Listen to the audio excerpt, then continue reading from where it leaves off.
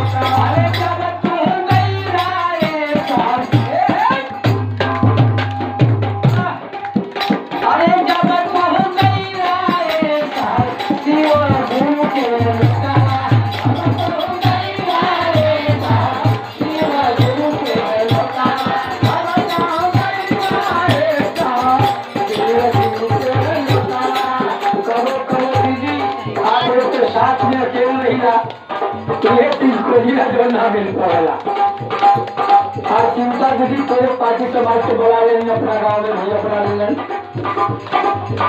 बन हो महादेव का दया हो। अरे अपने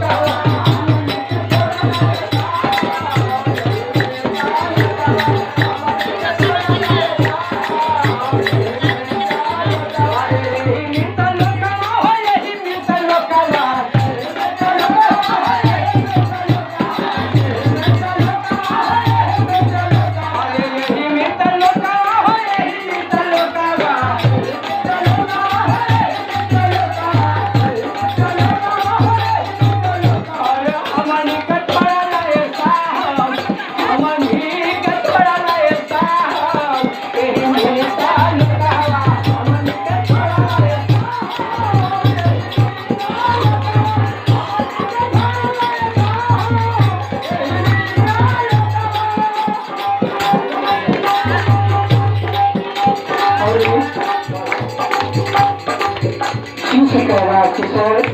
जब हम लोगों की इच्छा बन रही थी, तो बैटरी डाउन हो रही थी बोलते बोलते, तो आपके पास हम लोग आ रहे थे। जब ही आपकी नजर पड़ रही थी फिर बैटरी चार्ज हो रही थी, तो मेमोरी लोड नहीं हो रही थी। आज के कड़ा शिका खरीद जाओ मतलब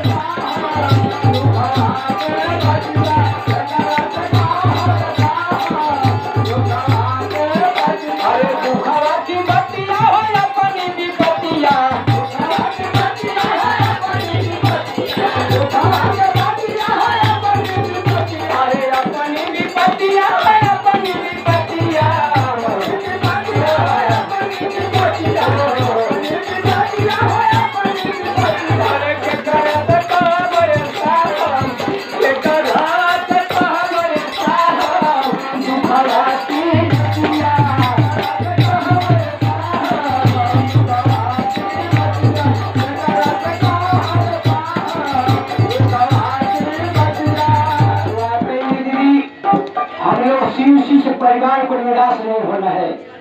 शहर इस समय है, अंतरिक्ष में वास कर रहे हैं, लेकिन है रांची में जो भाई बहन जाएंगे तो निपचक देखेंगे, क्योंकि हम लोग अभी फिलहाल में गए थे, हम लोग देख के आए हैं। साल रहते अगर नहीं तो रांची कोई जाता नहीं, रिश्ता क्यों जाता, लेकिन साल वहाँ पे है, आवाज आती है क्या? अरे अनुजी से बलिहारे भाई मारा खास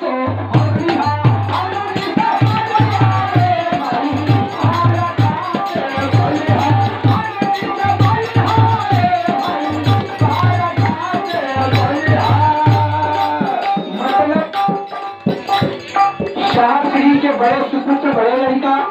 अनुभिया है, बड़ा चाचों को आर्थिक आनंद मिला जाता है। और उनकी धर्मपत्नी अनुभिया की धर्मपत्नी जिनका नाम है बरखा देवी, आवाज आती है अरे अनुजी से बलिहारे भाई मारा खासे हसीना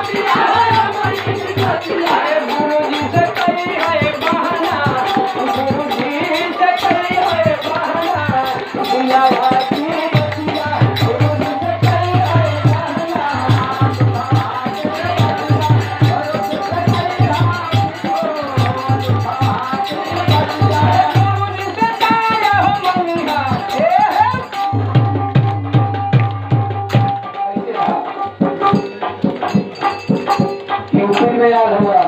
होश में रहा दिया सुन रहा गाँव का बड़ा दूर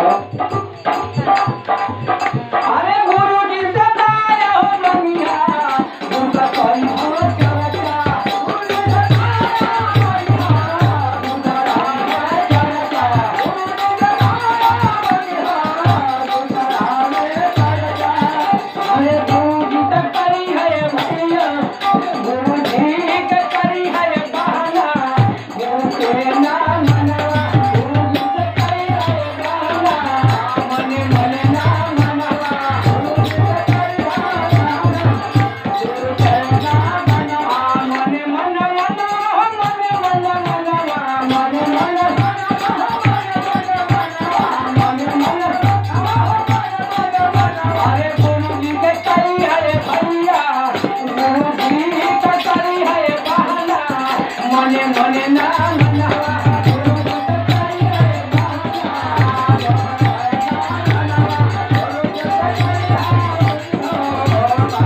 अरे अपन तकैला रे साहब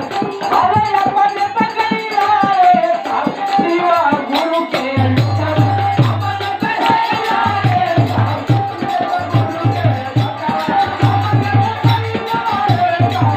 शिवा गुरु के